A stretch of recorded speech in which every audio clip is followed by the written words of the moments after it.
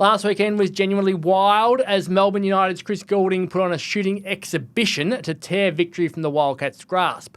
The Wildcats again tried some new things with a real focus on youth after Thursday night's win over Tasmania, where they have an even spread of contributors. There is no doubting that with Bryce Cotton out, it has been a time where the coaches have had to put their thinking caps on and come up with something new. And I'm pleased to say that Wildcats lead assistant coach Aaron Young has joined me in the studio to discuss what's going on with them this season. Thank you very much for joining us on the Dribble podcast. Thanks. Yeah, no, excited to be on. The other day was genuinely crazy. We were talking on the way up that it feels a bit like golf. Sometimes you can shoot the lights out and lose. Sometimes you can lose yourself by missing the entire time. He just went out there, Chris Goulding, and said, I'm just going to win this game from him. And that makes it really hard from an opposition perspective. Yeah, we kind of felt, that third quarter they were going to come out firing. It was something we spoke about at halftime. They're, a resilient group. They've always bounced back, whether it's after a loss or, after a poor first half. But, the way we dictated things in that first half, we were in a good position and we were confident going into the second. But, experience of Goulding and also the other players that are around him. Delhi, watching the game back, did a really good job of setting him up and knowing, he had the hot hand. And he's obviously a tough cover when he starts seeing the ball go through the net and, that basket just gets a little bit bigger. So, unfortunate, loss and experience, but, we look to obviously learn from those moments as well. It's such a rare occasion where someone's going to do what he did. Like, it's 46 points, doesn't happen. Nailing all the shots in a row just doesn't happen. Like, when that momentum is against you and the crowd's going nuts and it feels like he can't miss and his confidence is soaring, what can you do from a coaching perspective to try to drag it back? Yeah, well, probably not what we did on Saturday, but, I think the composure element is really important and having the experience to just find, rhythm in that next possession. After he makes a couple or sees two or three go down, that next play needs to be really, precise and composed. And I feel like that's probably what let us down is probably more so the offensive end. We just hit a little bit of a dry patch and we went against kind of some of the stuff that was working in the first half. Obviously, they changed a few things, especially with Doolittle. They were a lot more aggressive in denying some of the stuff that, he had in that first half. So the adjustments, especially from the offensive end, I think allowed them to kind of play with that rhythm and confidence. So, like I said, really good, experience for us to learn from, especially in those big environments, to kind of counter that momentum and find a rhythm ourselves in key moments. You've seen Bryce go nuts many, many times. Did it feel like you're watching him for the opposition in that moment? Like you've seen the weapon that he is at RAC Arena and how he can just change a game like that? Like when it goes against you, does it feel like, this is what it's like for everyone else most weeks? No, yeah, I don't think about that too much. I think it's, you know that he's capable, someone like Goulding, of doing that, and he obviously hasn't done it really this season. So it's, for it to happen against us is tough, but you tip your hat, and he's a quality player that knows how to, get himself going in those big moments, especially when a team is down. So, we hope that we have some of those kind of momentum waves and hit him with an avalanche next time we play. And, obviously in these next kind of couple of games coming up, we want to try and be consistent as well. Such a unique year for this club. You've now had 10 guys start, which is a massive number. And you made some real changes on the weekend where you went really, really young at the start, and it paid off at that point. How have you gone through the process of trying to work out who can play well together and the mixtures that you need, whether it's young or old, in each individual game? Yeah, I think some of it's been dictated by our injuries. So, some of them short-term, some of them a little bit more longer-term stuff. And when I say long-term, 2, 3, 4 weeks patches. So, for us, it's really a game-by-game basis in terms of what gives us the best matchup, what gives us the best start. When we lost a few games in a row earlier in the season, it's just about focusing on that first quarter. And, a lot of that is matchup-based, who we think can help us defensively to start the game to be sharp. And then, other games, it's, some more of an offensive focus. But just winning that first quarter is massive when you are inconsistent, especially with, the wins and losses kind of coming and going. How you start a game like we did on Saturday is really important. But consistency has kind of been our Achilles heel up to this point. But we feel like we're really close. So just tweaking some of those matchups, tweaking some of the lineups, we feel like that's going to give us great rhythm and confidence when we do find a structure with health, obviously with consistency, and then from there we can really start to build in the crunch time of the season. So having Almanza, Henschel, and Pepper, all as young guys in the starting lineup the other day, was that based on gut feel, or was there an analytical element of it which you looked at and gone, that's going to give us an advantage, even though it's probably not something that most people would think? Not so much analytical, that is a part of kind of what we break down, but it never really impacts the starting lineup stuff. It's more so kind of lineups within the game and who we like, but just a feeling, Ethan has done a good job of, emerging and producing, especially in limited, opportunities. So, that was, an energy boost that we wanted to inject into that lineup. And then Henny and Pepper have done a good job as well, in these last 4 or 5 games of just being who they are, not forcing things in terms of trying to overstep, their roles. And there's going to be some growing pains with that. They're aggressive, smart players, but they also have to understand when to kind of push the limits a little bit, but then also reel it in. And I think that's some of the growing pains that we're dealing with right now, is just understanding for them what makes them complete, consistent players at this level. So it's hard as a young player to be consistent, because no young players really are. You've got this group where there's so many guys who are 28, 29, 30 and above who know the system and are just professionals day in, day out. Then you've got that gap back to the 23 and unders, and there's not a lot of the 24, 25, 26, 27-year-olds in between. How challenging is that when you're working out your week of, well, these guys know it, these guys are learning it? No, yeah, it's not too challenging. I think we have a really good balance with our group. The chemistry is there, obviously, from last season, and then the guys that have come in have really emerged and understood kind of where they fit in. So, like, our chemistry is at a very high level. We communicate well with each other off the floor. There's not a lot of ego in terms of, this player is playing more than me, and we don't feel any of that within our group, which helps, because there is going to be times where situations or minutes is just going to be, it's hard to kind of predict what it looks like during these kind of stretches. So our goal is to get, consistency within our lineup, and, whether you're under 23 or, one of the young guys or someone that's experienced, like, everyone's fitting in. Wags hasn't played in the last couple games, but we know his value. Some of the guys that, feel like they could be producing more, they're going to be relied on. We've had to rely on them in different moments this game. So it's a learning curve right now, but we feel like we're really pushing in the right direction. Speaking of young, you're 33. Like, you're younger than Jesse, clearly, and you're similar age to some of the other guys. Like, throughout your coaching career, you would have been younger than a lot of the blokes you're coaching over at the time. How did you get into this profession, and how challenging has it been as a young bloke coming through to make people look at you as a coach rather than as someone similar ages at different points?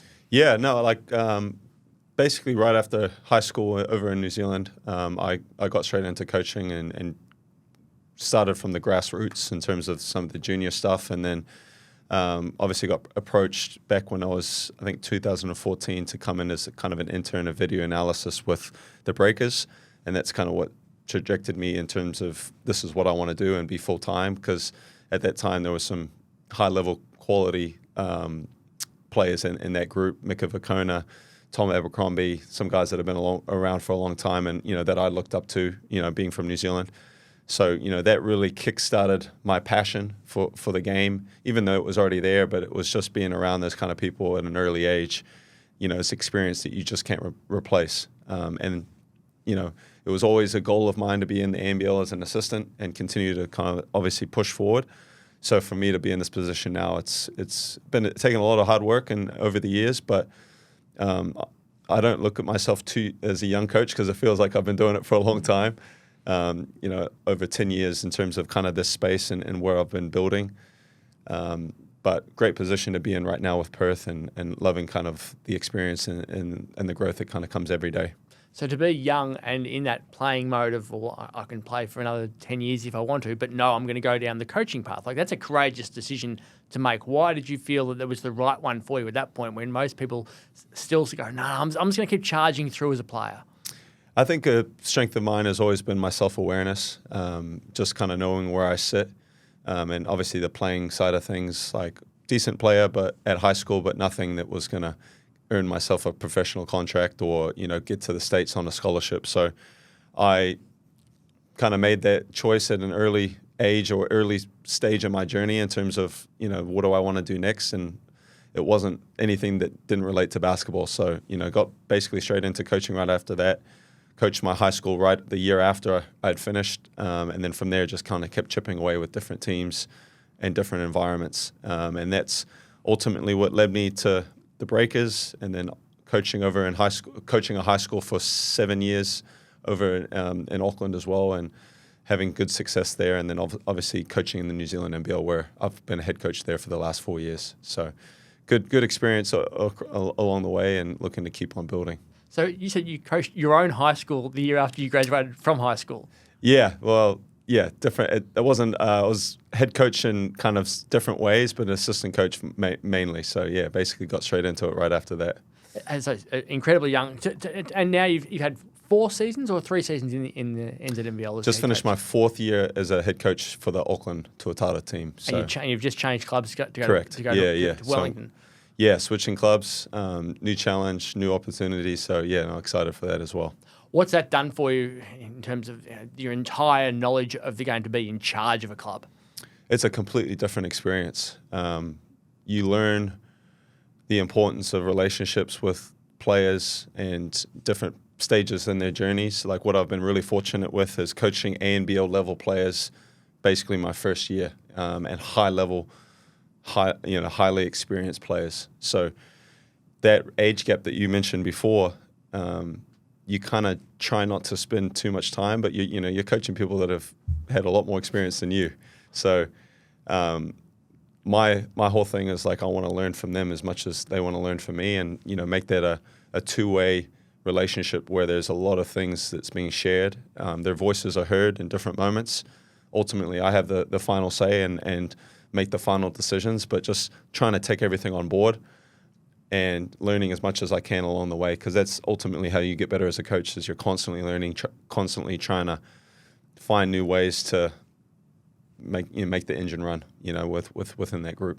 So who have you used as your biggest mentor, or the person you've modelled yourself on from a coaching perspective?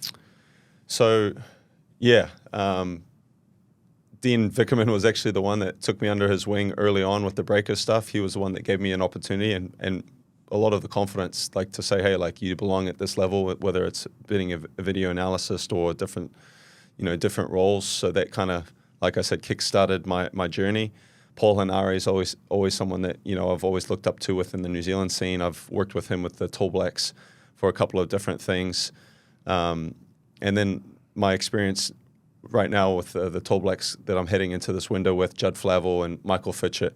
Those are kind of the New Zealand-based coaches that have really kind of helped me along the way in terms of kind of just the relationships and understanding what it looked like early on in those Breakers days. So I'm excited to rejoin that staff and kind of get to work with them again, because we are competitors within New Zealand NBL seasons. But from where it all started for myself, I looked up to those coaches in different ways.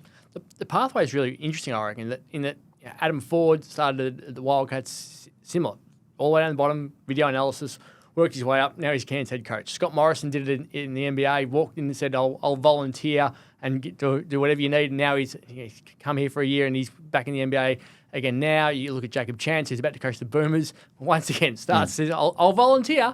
I'll just do whatever you need." It feels like if you're prepared to do the hard yards, you can really build yourself a career without needing to have an elite playing background. Yeah, I mean, I think there's benefits to whatever your journey is, but like for me, the work is, undefeated in terms of what you apply yourself to and, how you really study and approach each day. And those names that you just listed off, don't know them, at a highly personable level, but I know that they are, true students of the game and they've, dedicated a lot of time into this. And when you do that and you're about the right things, you put yourself in a good position to get to this level and continue to progress, whether it's in this league or different, international experience. So, the proof is in the pudding. You got to put in the work and you got to put in the hours, but then also do a good job with, the consistency of just the detail of film, scout, player, learning how to, deal with players and communicate with those people as well.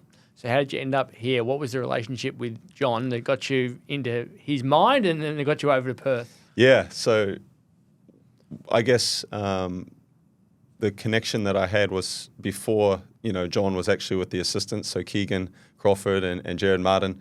They were assistants with the Nuggets in the New Zealand NBL, so I kind of knew them. So when JR was obviously appointed head coach, I knew of his status and his position.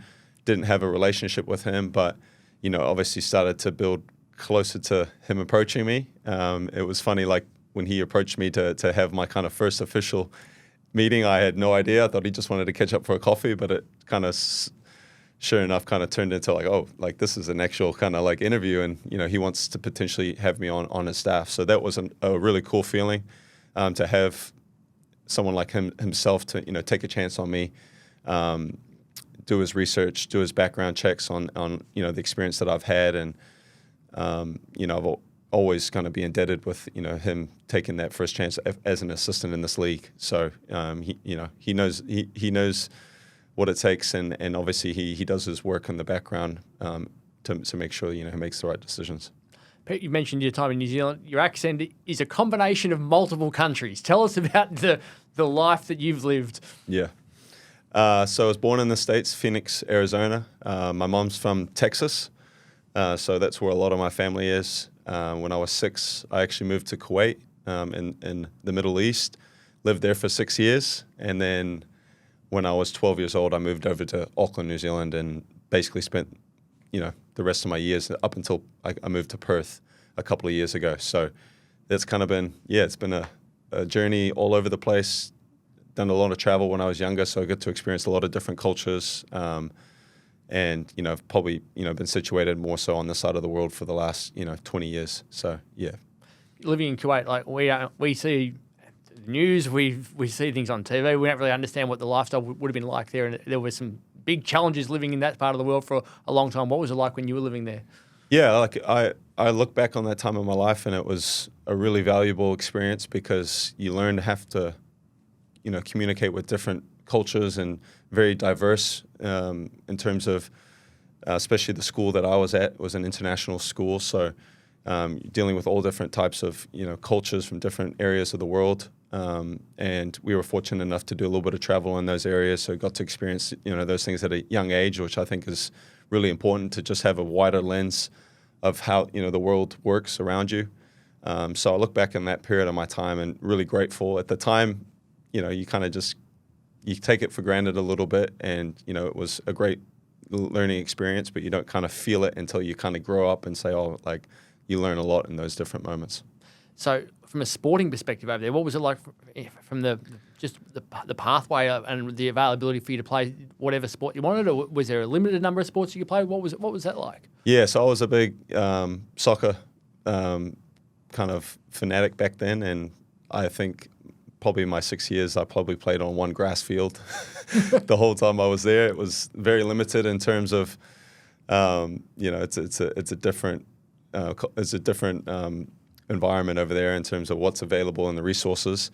Very wealthy country in certain parts, but there's also obviously a little bit of discrepancy in terms of the hierarchy and everything below it. So learning how to deal with that, but just having a passion for something. That's what I had when I was in Kuwait, is a passion for soccer, and then that obviously grew into being basketball. But when you learn to love something at that age, it's like you kind of stick with what you love, and doesn't matter where you're playing, doesn't matter the resources. You just find a way. How many other sports were you good at? I tried to do everything when I was younger. So every sport I put my hand up to do. I was raised the right way, and never kind of pushed or channeled into the you got to do this or that. So I tried everything, and I think that was important for my growth as a human being. From a career perspective, like you've got the Otago Nuggets, who the Wildcats are also affiliated with your ownership over the years, and a lot of the players have gone through there. What made you go, I'll go for the other clubs and be a head coach and work through a different system rather than staying within that organisation? And do you feel that's been the best thing for you? Yeah, like, you got to make choices along the way. For me, the Auckland, Tuatara, New Zealand NBL situation was perfect for me because, that's where I consider home. And, a lot of, familiar faces in terms of the people that you go through the ranks with in terms of your growth each year as a coach. So it was just a matter of time until, I kind of cracked the scene in terms of being the head coach. And, just like, JR, there was another ownership that took the chance on me. And my whole thing is, if someone takes a chance on me, I'm going to try my best to not let them down. And I'm going to invest a lot of time and energy and effort into that role. Had good success my first year. The last 3 years have had success, consistent success, but haven't been able to kind of get that final trophy at the end. So, very motivated to win, to kind of continue to build success with everything that I do.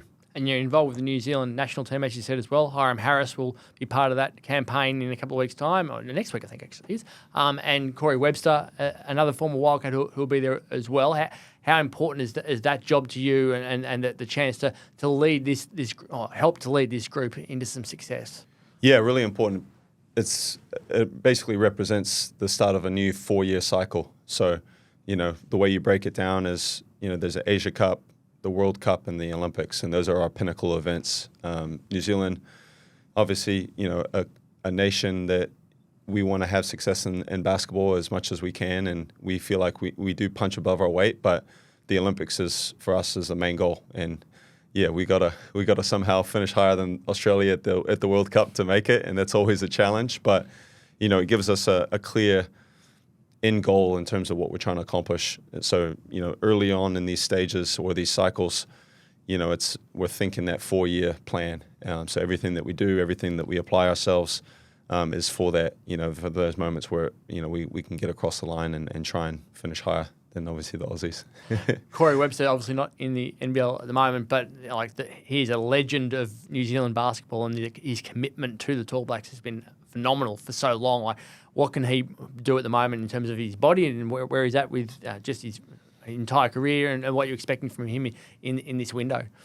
Yeah, expecting the Corey of old. He does a good job of taking care of his body even if he's not playing. So he'll be in not elite shape, but he'll be in game shape, and he'll do his job right now to make sure that he respects this opportunity with the Tall Blacks, knowing that he's probably not have a whole bunch of windows left, but he's always going to chip away and put himself in that position. I think he's getting close to 100 caps for the Tall Blacks, which is, I'm sure, something that he wants to tick off.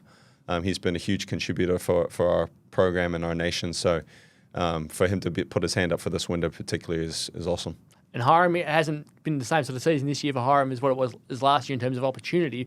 But when he gets to don the national uniform, it means a hell of a lot to him as well. So what's it going to be for him in this sort of position where he's a leader and a really key part of that squad? Yeah, he represents the Tall Blacks culture extremely well. The way you see it with what he does for us. The way he plays, the way he gets after it. He's a physical but committed player to everything. He doesn't take possessions off. He can change the game with his momentum. With his energy, it becomes obviously infectious with the way he just wants to make the right play for his teammates, and he does a lot of those same things for the Tall Blacks. So excited for him to come into that environment where he's now probably one of the experienced players, which is hard to believe because it felt like just not that long ago where he was one of the young guys coming through, but he's earned that opportunity to be a leader and not just one of the leaders that kind of just bounces around, but someone that has a really strong voice that can carry some of our values that have always kind of been consistent within the Tall Blacks culture. But before we get to that, you've got the Pink game on Friday night against South East Melbourne at RAC Arena, which is such a massive, massive event for this club. 8th annual event for the Pink game. The game-worn and signed jerseys are up for auction. Proceeds will go to Breast Cancer Care WA. It's a huge occasion, isn't it? It's not just a game of basketball this Friday night. No, it's not.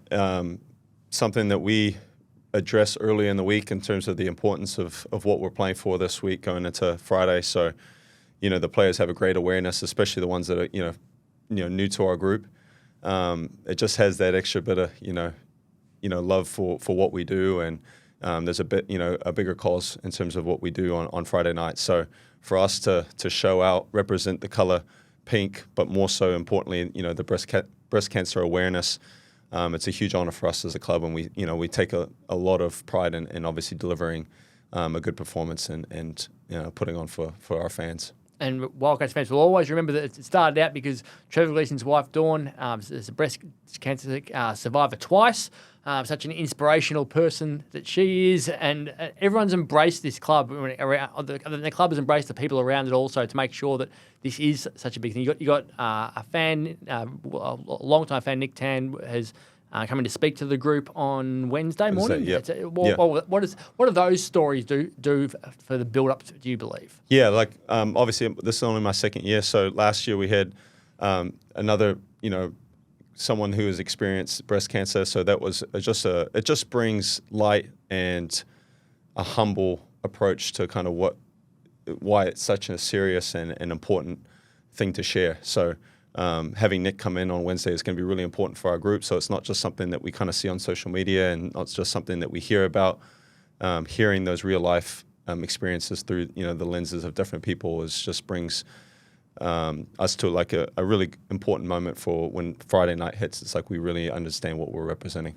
Yes, I'd encourage everyone to donate where you can to Breast Cancer Care WA for this week. My mother-in-law is a survivor of breast cancer, and when I think of my wife and my two daughters, my biggest fear is something like that occurring. So do your best to donate where you can, even though times are tough for everybody at the moment with the way the finances are in most households. What's it going to take to get back and play well this week, given what happened to you guys against them a couple of weeks back? Yeah, I mean, we got to. For us, it's just we've done a decent job in these double headers on their first game, so we got to stay consistent with that. And Southeast had our number a couple of weeks ago in terms of when we went over there and we didn't deliver our best performance by any means.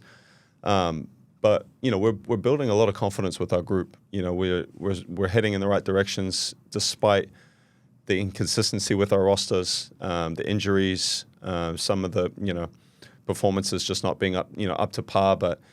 We're trying to build daily habits that really fit with being consistent teams, and we're starting to feel that the energy within our group is starting to build and confidence. So this weekend's a great example of where we can bounce back against a team that put a number on us a couple of weeks ago with Southeast, deliver a great performance in front of of our fans on a special night, and then from there we'll obviously move on to Brisbane and address that one after that.